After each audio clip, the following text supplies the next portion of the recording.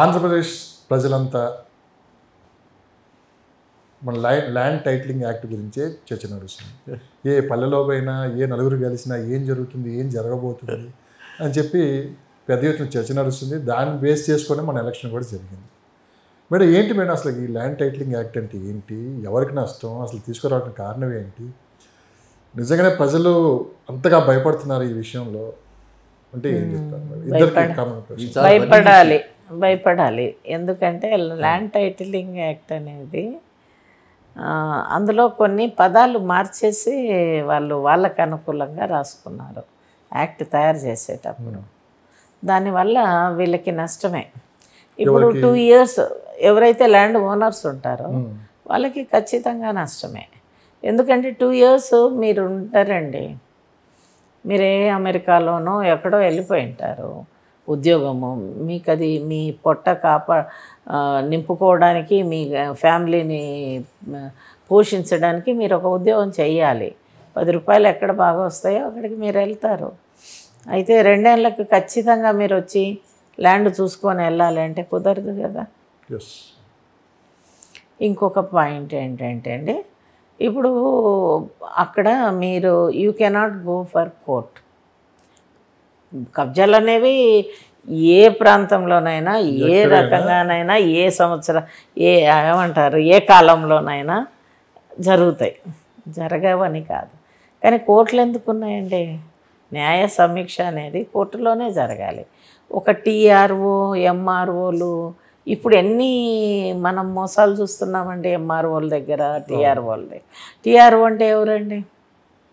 అక్కడ ఆ యాక్ట్లో ఇంకొక ప్రమాదకరమైన విషయం అంటే ఈ టీఆర్ఓ అనే అతన్ని పార్టీ కెన్ అపాయింట్. ఇప్పుడు ఏదో ఒక మనము నామినేటెడ్ పోస్ట్ ఉంటాయి చూడండి, ఒక కార్పొరేషన్ చైర్మన్ అనో, లేకపోతే ఏదో బోర్డు మెంబర్ అనో, మార్కెట్ యార్డ్ మెంబర్ అనో పెట్టినట్టు ఒక BA చదువుకున్నానో, బీకామ్ చదువుకున్నానో మేము నోటిఫికేషన్ ఇచ్చినాం, మేము అతను అప్లై చేస్తే మేము అపాయింట్ చేసినామని ఆ పార్టీకి సంబంధించిన వాళ్ళని వేస్తాడు. వేసినప్పుడు ఆ పార్టీలో ఉన్న ఎమ్మెల్యే ఇప్పుడు మీ భూమి ఉంది ఒక దగ్గర, మీ భూమి పక్కన ఆయన భూమి ఉంది, అరే ఇది నాకు కలిస్తే బాగుంటుంది, నాకు కావాలి ఇది అని అంటారు. మీరు లేనప్పుడు ఒక 2 నెలల లోపల మీది అతనిది అయిపోతుంది. అయినప్పుడు మీరు ఎవరిని అడగాల? పోయి ఈటీఆర్ఓనే కదా అడుగుతారు. ఈటీఆర్ఓనే ఇచ్చినప్పుడు అతనికి మీకెందుకు న్యాయం చేస్తాడు? ఇదొక. రెండవది, మీరు కోర్టుకే పోవద్దు. హైకోర్టుకు పోవాలంటే యాక్చువల్లీ అసలు ఇది ఎట్లా చెప్తున్నారో నాకు, హైకోర్టు, సుప్రీంకోర్టు అనేవి ఆర్టికల్ 226 మీద హైకోర్టు మనం వెళ్ళాలి. ఆర్టికల్ 226 ఏంటండి, మీ ఫండమెంటల్ రైట్స్ ఎక్కడైనా ఇదైనాయంటే పోవాలి. మీరు ఏ అఫీషియల్ మీకు ఏదన్నా ఒక కోర్టు నుంచి ఇంప్యూన్డ్ ఆర్డర్ వచ్చింది అంటే మీకు న్యాయం జరగలేదు అక్కడ, అప్పుడు ఆ ఆర్డర్ మీద ఆర్డర్ను క్వశ్చన్ చేస్తారు హైకోర్టులో.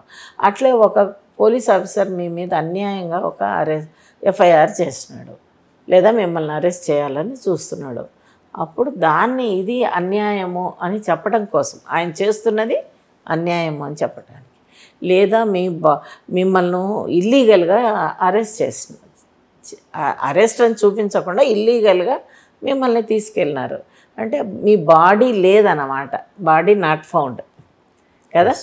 హేబియస్ కార్పస్ పిటిషన్ వేయటానికి హైకోర్టుకి వెళ్ళాలి, మా మనిషిని మాకు చూపియండి అని చెప్పాలి.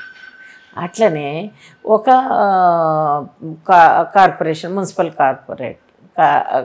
మున్సిపల్ చైర్మన్ లేకపోతే మున్సిపల్ కమిషనర్, ఆయన చేయాల్సిన పని ఆయన చేయకుండా ఇంకో పని చేస్తూ ఉన్నాడు, ఇది తప్పు అని చెప్పటానికి వెళ్తాము. నీ లిమిట్ ఇదే, నువ్వు వేరే పని చేస్తున్నావు అని చెప్పటానికి హైకోర్టుకి వెళ్తాము.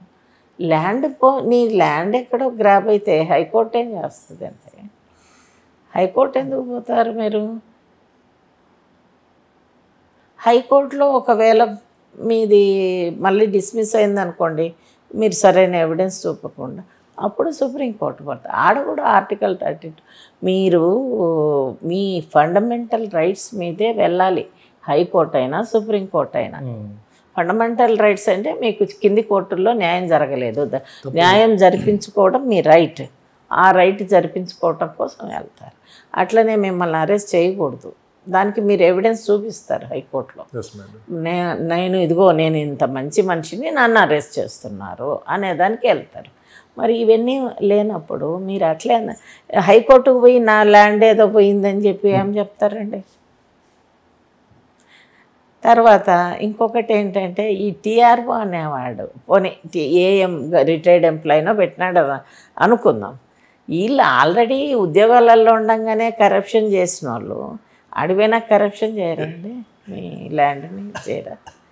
2 ఏళ్ళకు ఒకసారి మనము ఏదో మన మోటార్ చెడిపోతే 6 నెలలకు ఒకసారి మనము సర్వీసింగ్ చేయించుకోవాలన్నట్టు 2 ఏళ్ళకు ఒకసారి పోయి నేను బతికి ఉన్నాను, నా ల్యాండ్ ఇది అని చూపించుకోవాలంటే అది తప్పు కదా, కష్టం కదా. ఒక ల్యాండ్ కొన్నాక ఇట్ ఈజ్ యువర్ రైట్. నీ ప్రాపర్టీ రైట్ అనేది కూడా నీ fundamental right. To have a property is having your right. మరి ఆ రైట్ని మేము తీసేస్తాం, మా దగ్గర పెట్టుకో. ఇంకా 3వ పాయింట్ అండి, ఆ యాక్ట్లో జిరాక్స్లు మీకు ఇస్తారు, ఒరిజినల్స్ వాళ్ళ దగ్గర పెట్టు. ఇందులో వాస్తవం ఏంటి మేడం? జిరాక్స్ ఇవ్వటం నిజమా లేకుంటే ప్రభుత్వం ఆలోచన ఆ టైంకి? ఒరిజినల్స్ వాళ్ళ దగ్గర ఉంచుకొని జిరాక్స్ అదే కదా వాళ్ళు అనౌన్స్ చేసింది, అందులో యాక్ట్లో ఉన్నది కూడా అదే. మీరు పోగొట్టుకుంటారనా చిన్నపిల్లల? మీరు ఇంత ప్రాపర్టీ, ఇప్పుడు ఎవరైనా ఒక ప్రాపర్టీ, ఒక ఏసీ కొన్నారనుకోండి, వారంటీ కార్డు మనం తెచ్చుకుంటామా, వేరే వాళ్ళ దగ్గర పెడతామా? మన దగ్గరే పెట్టుకుంటాం కదా. మరి వారంటీ కార్డు ఉంటేనే కదా మీరు మళ్ళీ దాన్ని ఇది తప్పు సరిగ్గా లేదని చెప్పడానికి మీకు. అట్లే ప్రాపర్టీ కొన్నప్పుడు ఆ ప్రాపర్టీ మీదే అని చూపించడానికి జిరాక్స్లు ఏముందండి, ఎక్కడైనా పుడతాయి. ఒక నాకు తెలిసి ఏపీలో ఇప్పుడు డేటా అంతా మీరు ఏం కావాలంటే అది తీసుకోవచ్చు ఏపీలో. మీకు ఇప్పుడు ఒక మనిషి పెళ్ళి, ప్రేమ, బర్త్, డెత్, ఇంకా ఏమేమి ఉంటే ఆయన బ్యాంక్ నెంబర్స్, ఫోన్ నంబర్స్, మీకేం కావాలన్నా ఆయన గురించి మొత్తం తీసుకోవచ్చు. పర్సనల్ డేటా అట్లా ఎంటర్ చేసి పెట్టి ఉన్నారు వాళ్ళు. మీకేం అక్కడ ఇప్పుడు మనకి ఇక్కడైతే ఏదన్నా కావాలంటే ఒక ఓటీపీ వస్తుంది.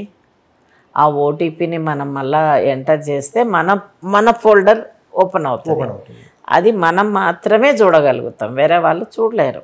కానీ అక్కడ నీ పాస్పోర్ట్ డీటెయిల్స్ కానీ, నీ ఆధార్ కార్డ్ డీటెయిల్స్ కానీ, నీ బ్యాంకు, నీకు ఎన్ని చోట్ల అకౌంట్లు ఉన్నాయి, నీ ఎప్పుడు పుట్టినావు, ఎక్కడ పెరిగినావు, నీ ఏ స్కూల్లో చదివినావు, ఎంత చదివినావు, ఎక్కడ ఉద్యోగం చేస్తున్నావు, అన్ని డీటెయిల్స్ అందులో వస్తున్నాయి. మన టీవీలో కూడా చూపించినారు కదా. మొత్తం ఈ 5 సంవత్సరాలు జరిగిందా? అంటే ఏదో ప్రైవేట్ కంపెనీకి ఇచ్చినట్టున్నారు. వాళ్ళకు సరైన అవేర్నెస్ లేదో, ఎంప్లాయీస్ లేరో, టెక్నికల్ నాలెడ్జే లేదో తెలియదు. మొత్తానికి అన్నీ ఓపెన్ ఉన్నాయి. ఎంతవరకు సేఫ్ మేడం? చాలా డేంజర్ కదండి. ఇప్పుడు నైజీరియన్స్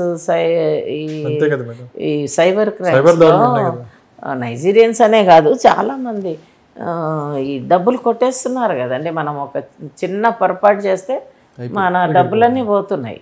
మరి ఆడ అన్ని డీటెయిల్స్ నీకు ఏం కావాలంటే ఆడ ఓపెన్లో పెట్టేస్తున్నారు. మీరు అది ఒక ఆంధ్రప్రదేశ్లోనే జరుగుతుందా? ఆంధ్రప్రదేశ్లోనే జరిగింది. మొన్నే తెలిసింది ఇది. అట్లనే ఈ ల్యాండ్, ఈ డాక్యుమెంట్స్ వాళ్ళ దగ్గర పెట్టుకోవటం. అసలు ప్రాపర్టీయే లేనోడికి ఇది బాగుంది అనిపిస్తుంది. వాడికి ప్రాపర్టీ ఉండదు కాబట్టి భలే చేస్తున్నారు వీళ్ళు అనుకుంటారు. ప్రాపర్టీ ఉన్న వాళ్ళకి ఆ బాధ తెలుస్తుంది. నీ డాక్యుమెంట్స్ ఒక 10 రూపాయలు పెట్టి కొన్నప్పుడు అది మనం చూసుకుంటే కదండి ఆ కాగితం మనకి తృప్తి. ఇంకోటి ప్రధానంగా నడిచింది కూడా మా పాస్ పుస్తకాల మీద మీ ఫోటో ఏంటి? అవును, రాజముద్ర ఉండాలి, ప్రభుత్వ రాజముద్ర ఉండాలి, మీ ఫోటో. ఇదైతే కరెక్టేనండి. కాస్త ఎమోషనల్ బాగా ఇది ఎక్కువ మందికి. అంటే ఎందుకంటే సొంత భూమి అంటే సమానం.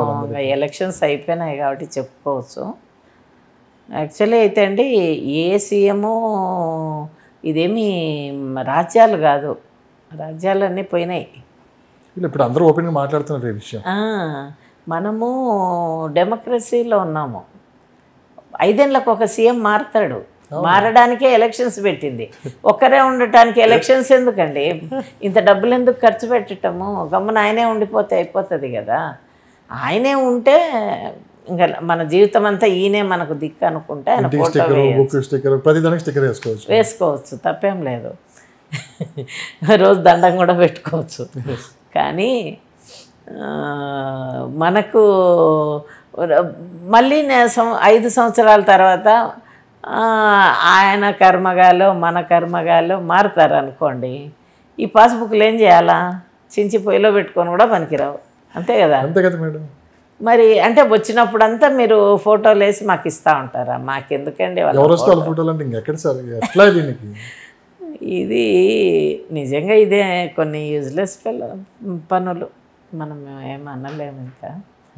Okay, not comment. కానీ ఎక్కువ మంది అయితే ఇది ఇప్పుడు భయపడుతున్నారు, చాలా భయపడుతున్నారు. ఇప్పుడు ఇంతవరకు సెంట్రల్ గవర్నమెంట్ కూడా ఎప్పుడు ఇంత ధైర్యం చేయలేదని. కానీ ఇది సెంట్రల్ గవర్నమెంటే తీసుకొని వచ్చింది అని చెప్పి వినిపిస్తున్నమాట. నీతి ఆయోగ్ ల్యాండ్ టైటిలింగ్ అనేది ఒక యాక్ట్కి కొన్ని టర్మ్స్ అండ్ కండిషన్స్ అవి ఎట్లా ఉండాలి అనేది ఒక ఏమంటారు ఒక ఫార్మేట్ చేసి రూపకల్పన చేసి ఇచ్చిందండి.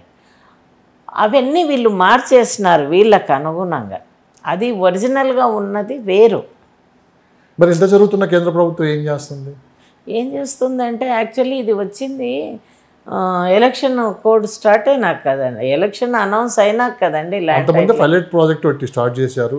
పైలట్ ప్రాజెక్ట్ కాదు, ఫస్ట్ అసలు ఒక్కసారి అది కూడా కొన్ని నెలల కిందటే అనుకుంటా, మ్యాక్సిమం 23rd ఎండింగ్లో ఎప్పుడో ఇంట్రడ్యూస్ చేస్తున్నాం అన్నారు.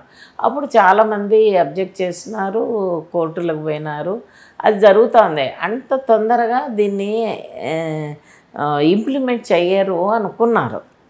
ఇంకా జరగదు, ఇంత లోపల ఎట్లా ఎలక్షన్స్ వస్తాయి, గవర్నమెంట్ మారవచ్చు అనే ఉద్దేశంతో కొంతమంది అట్లా అనుకున్నారు. చదువుకున్న వాళ్ళకి ఒక విధంగా అర్థమవుతుంది, చదువుకోలేని వాళ్ళకి ఒక విధంగా అర్థమవుతుంది. ఇక్కడ ఏంటంటే బయట బాగా చర్చ నడిచింది ఏంటంటే చదువుకున్న వాళ్ళు మిడిల్ కొంతమంది ఏంటంటే ఈ భూములను రేపు తాకట్టు పెట్టిపోతున్నారు, దీని మీద కూడా అప్పులు తెచ్చి అంటే అది మనకు తెలియదండి. పెడతాడా సాధ్యమైనది పెట్టచ్చు, పెట్టాలనుకుంటే దానికే ఉంది. అన్నీ ఆయన చేతి జరిగినప్పుడు మనం ఇంకా దాన్ని మన ఒరిజినల్స్ అన్నీ వాళ్ళ దగ్గర ఉన్నప్పుడు దానికి ఒక కార్పొరేషన్ ఒకటి ఫామ్ చేసేసి మా కార్పొరేషన్లో ఇన్ని ఒరిజినల్ పాస్బుక్లు ఉన్నాయి, ఒరిజినల్ బుక్స్ డాక్యుమెంట్స్ ఉన్నాయి, ఇవన్నీ పెట్టేద్దాం. మీరు అనేది ఫైనల్గా ఒక గందరగోళ వాతావరణంలో అయితే ఉన్నారు. గందరగోళం అనేం కాదండి, నాకు తెలిసి ప్రజలకు తెలుసు అండి. మీరు అనుకుంటున్నారు కానీ చదువుకున్న వాళ్ళు ఒక రకం, చదువుకున్న వాళ్ళు ఒక రకం అని. నిజానికి చదువుకున్న వాళ్ళకే తెలివి లేదండి. చదువుకున్న వాళ్ళే చాలామంది ఇంత దూరం ఆలోచించలే.